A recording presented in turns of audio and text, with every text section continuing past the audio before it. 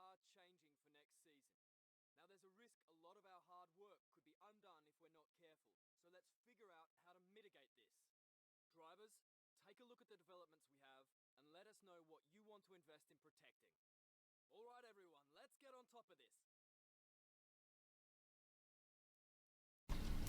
Hello ladies and gentlemen, and welcome back to F1 2020 My Team Career Mode here for the Bad News Grand Prix. As you can see, we've been hit with a regulation change, and that's affected the chassis and aero department quite heavily, and yeah, I think you can tell that this is not what I wanted.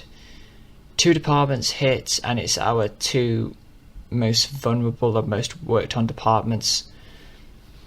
So a lot of effort is going to have to be put into rectifying this. We're going to grind away heavily those resource points, do the best job we can, and hopefully come the end of season 1 we shall have enough resource points to rectify every single change and make our car as good as it can be for season 2, which will be different. There will be some differences in season 2. But we'll come to that when we get there. We're here for round 18 now. I think we've got 5 races left, including this one, 4 after this. And Japan is a good track. I love it. I love driving it. I'm just not very good at it. So yeah, this will be an interesting episode. Hopefully we can still manage maybe a Q2 appearance, maybe some low-end points. That's kind of what we're going to aim for this weekend. As we do our first lap of 47.4 rather. That's good enough for P10 as we come to the end of our second lap in Q2. And we come across the line. We're going to improve by nearly 8/10 of a second. And that puts us P9, just behind Jack at a 26.6. And as we cut to the end of the lap, but as we cut to the start of our final lap in qualifying, the previous lap is only good enough for P18. So we're going to let you listen to this beautiful 2020 Chungus Cam racing car for this final lap of Q1 in Suzuka.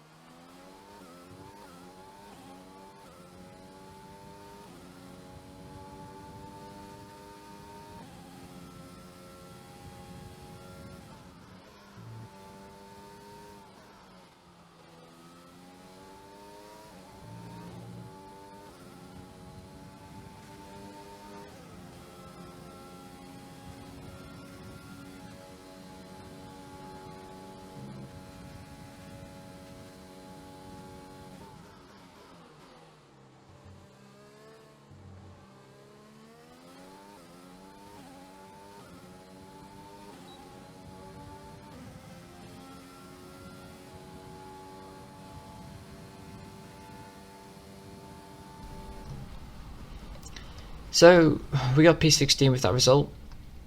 I feel like it was a good lap. There was a couple of mistakes, a couple of places that can maybe improve by a 10th or 2 in that on that lap. Come Q2 we should be a bit faster through track evolution. But you can see Lewis Hamilton having an interesting qualifying down there in P11. Maybe only did the one run at the start of the session. Me and Jack are both P15, P16.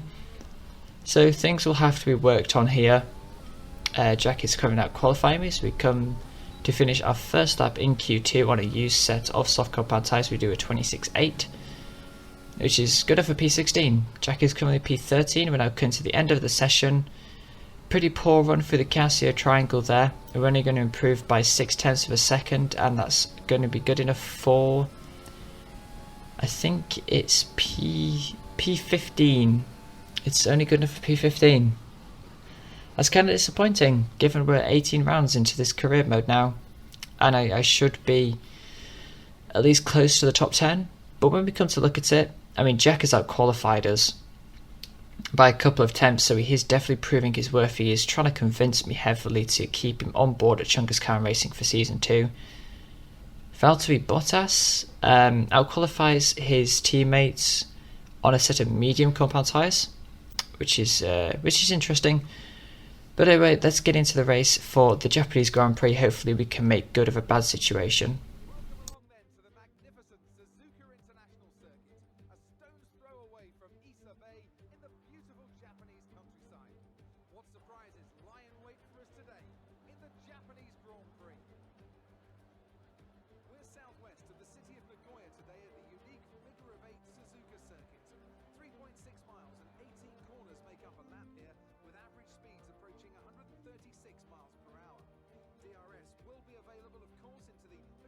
Passing opportunity at turn 1, although the best place for overtaking will be through 130R and into the final chicane. Also here, of course, is Anthony Davidson. So, let's briefly discuss Lewis Hamilton. They need 6th or better to ensure they stay in contention for the championship. Anything outside that and their fate is no longer in their hands. The key now will be to keep in the right mindset. We've seen time and again that things go wrong if you just try and do the minimum. Not necessarily because of the pressure, different to your usual approach. They'll need to avoid that and stay focused today. It's time to see how our drivers are stacking up after yesterday's exciting qualifying session. Good job yesterday from Valtteri Bottas. The fence starts from pole position, and it's Lewis Hamilton alongside. Moving on to the rest of the grid, we have Verstappen, Perez, Lance Stroll and Ricciardo, Norris, Sainz, Aitken and Pierre Gasly, Vettel, Red, Romain Grosjean and Raikkonen, Leclerc, Magnussen, Esteban Ocon and Daniel Kvyat. They've taken a grid penalty. Russell, Latifi, Giovinazzi and Alexander Albon picks up the last spot on the grid. Which of these talented drivers will come out on top today?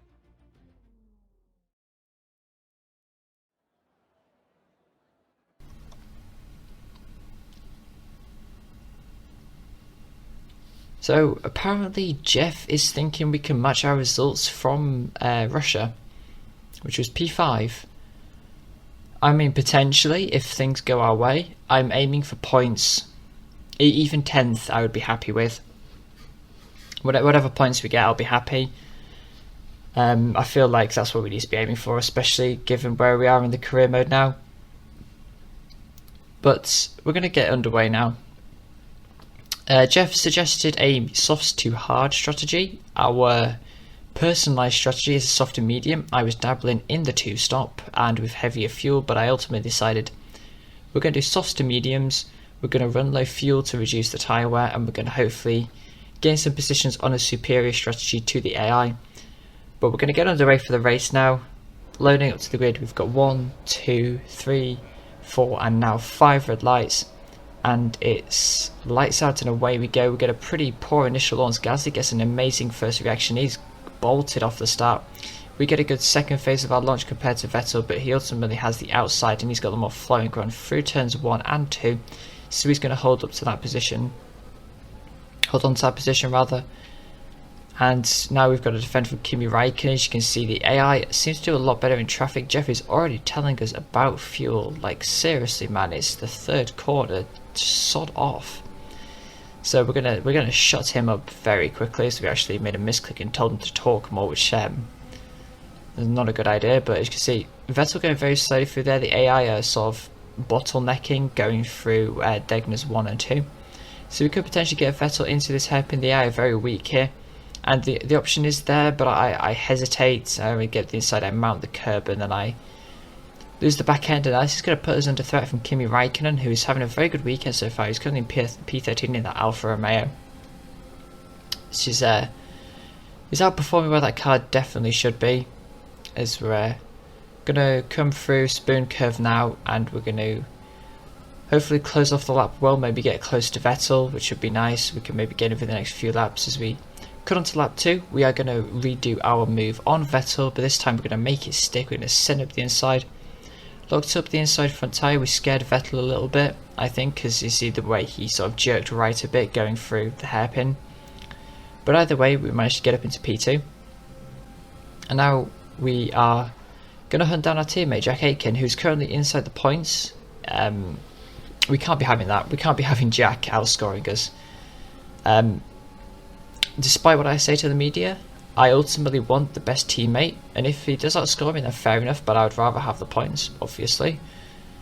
I think everyone would rather have the points, that's not really about it. But this is important for Jack, because he is going to be defending his seat. If he can defend well against me, if he can prove he's faster than me, then like consecutively over races, then I might consider keeping him for season 2. But that's a conversation we shall have later as we cut on to lap 6 now. And we're going to shape up and move on Jack. We're already down to 30% ERS, so we've not been saved, well, we haven't been able to save it. If we'd saved it, we'd probably be like P15 now, as we do I was very close to the back of Jack Aitken there, or we could have actually taken us both out, but luckily it was millimetre perfect and we don't pick up any damage, nobody gets taken out, so that moves up into P10. And now we're on lap 8. A few people have made their stops, but that's Ricardo is the only person actually to come into the pit, so he's going very early. He'll definitely be going. I think Ricardo does a 2-stop this race, which is an interesting strategy by Renault. But well, you see Hamilton's on the hards now, and we're going to be pitting the next couple of laps. What I've decided to do, well, for season 2, at the end of Abu Dhabi, we're going to do drivers, we're going to do all the housekeeping, and I'm probably going to do that live. But I have an idea for season 2, which I am definitely going to do live, but we'll come to that after Abu Dhabi. I'll probably end the, I don't know what I'll do, it's all speculation. We have a very interesting entry to the pit lane there. Yeah, that was not exactly what I wanted to do, but anyway, let's not talk about season 2 and what we're going to do for drivers and stuff next year, not next season rather. Let's focus on this race. We're coming to the pits. We're going to stick on the medium tyres to run the final 16 laps of this Grand Prix, and we are going to currently rejoin, I believe, in P10. We're going to rejoin behind Gasly, and we're going to rejoin ahead of my teammate Jack. Now, the majority of people up ahead of us are on the hard tyres, so we're going to have to make hay while the sun shines pretty quickly here, as we're currently racing Gasly and Ricciardo, because apparently we're racing. I don't know whether that the how am I racing button is actually who am I racing in terms of like who am I aiming to beat this race, or who am I racing in terms of whose closest proximity to me is Grosjean pits on lap 14. We're going to go around the outside of Gasly here. That's going to get us into P8, and now we're going to try and hunt down Norris. We've got about maybe 6, 7, 8 laps before the mediums start becoming worse quality than the hard tyres, but it's going to be difficult to hunt down the two McLarens. They're both very quick cars. They're a lot faster around this track than I am, but hopefully we can get them. We can get a notch under our belt with those two. Hopefully get up into P7. I mean, I'd be happy with P8. It's come to lap 17 now. We're actually closing up quite heavily to the back of Lando Norris, and he's going to be within our DRS. We've had to use a lot of overtake though, which I think is okay in career mode, because I know the AI uses a lot of overtakes. Norris actually loses the back end at the exit of the Casio triangle. That slows up my run, but luckily we've got DRS overtake, and we're going to go to the outside here. He defends the inside. Not what we want to do. I mean, it's kind of a damned if you do, damned if you don't. Because the inside you can push the driver on the outside wide. Outside you get the more flowing run. So it is what it is. Unfortunately, we weren't able to catch up to Sainz. As you can see, he pulled another 6 seconds on us. This is lap 27, by the way. Valtteri Bottas has won the Grand Prix. And yeah, nothing really happened. I mean, Norris never actually really made an overtake. He got close, yeah, but we just defended. And we came across the line in P7. Don't get me wrong, I'm happy that we got points. It's just, once again, another pretty boring race, because we didn't have the pace to close up to Sainz as Alexander Albon gets driver of the day, and we didn't really have a lack of pace to lose out to Norris. Spectacular victory then, and with it, the championship is secure. It's been a magnificent season, and they thoroughly deserve the cheers of the crowd here today. So, Anthony, what made the difference out there today? I feel like consistency is probably the key today. There's being quick, and then there's being quick lap after lap after lap. And if you can do that, you can capitalise on other people's errors without making many of your own. And that's an approach that can push you a long way up the field. And I can see the drivers starting to approach the podium for the victory celebrations. A real team victory today. Everybody played their part. Congratulations then to Mercedes, your race winners today.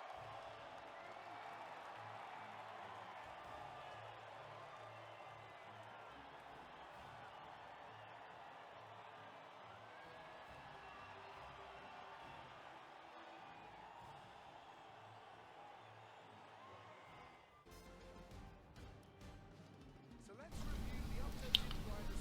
So, overall, a pretty decent race. Jack actually loses positions here. He wasn't able to hold to a points paying position. As we look at the top three there, Lewis Hamilton lost a position to Sergio Perez. So that's basically Lewis Hamilton's championship is pretty much done and dusted at this point. Valtteri Bottas looks like he's in the prime seat. Well, he's in the prime seat to win this, but he looks like he's going to wrap it up. Maybe in the US Grand Prix, maybe in the Mexican Grand Prix. But Hamilton's in a very dire position at the moment. Sergio Perez also getting his first podium of season 1, I believe, so fair play to him. We've lost a few points to the cars ahead of us. Max jumps Vettel in the standings. We're now currently 61 points behind Max Verstappen. So it looks like P3 is off the cards. We're going to try and aim for P5 in the drivers and P4 in the constructors. Valtteri Bottas now has an over 70 point lead over Hamilton. We've now 4 races remaining. It looks like Hamilton won't be getting his 7th World Drivers title in Season 1.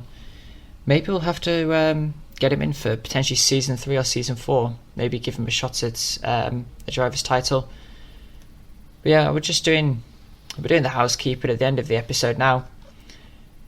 And we lost points to Sainz in the rivalry, which is to be expected, but hopefully we can gain them back, if not in the US Grand Prix, certainly the Mexican and the Brazilian Grand Prix, and in the Abu Dhabi Grand Prix as well. Those are 3 very, very strong tracks for me. Mexico and Abu Dhabi are probably 2 of my strongest tracks, so hopefully we can do well there. USA is not a strong track for me, so we're going to hope to minimise damage there, maybe get minimal points, as we're currently adapting the parts for next year's regulations. We've only been able to do 3 so far, and now we're going to spend some money. We're going to spend $6 million on a aerodynamic resource point generation. That's going to help us even more in terms of gaining resource points to assist in the adaptation of new parts. And now we're just assigning activities. We're going to do a power equipment upgrade. We're going to do a supply headquarters tour, and then we're going to do reaction trading. So once again, we're boosting Jack's stats to try and push him to help us in the constructors. We get a power equipment upgrades, and now we've got an invitational event. And what I'm going to do is, we did do the invitational event, but I'm going to quickly do these activities. We're going to advance time to the US Grand Prix. We've got the tertiary front wing flaps, and the rear wings will be coming in time for the Mexican Grand Prix, I believe. But I'm going to end the episode here. You're going to listen to the 2006 RS06 Renault that Fernando Alonso won his 2nd title in. And thank you all so much for watching, and I'll catch you all for some more F1 content very soon, and enjoy the lovely sounds of the V10, it's a V8 era Renault, which I wrote as V8. Enjoy the sounds of this classic car.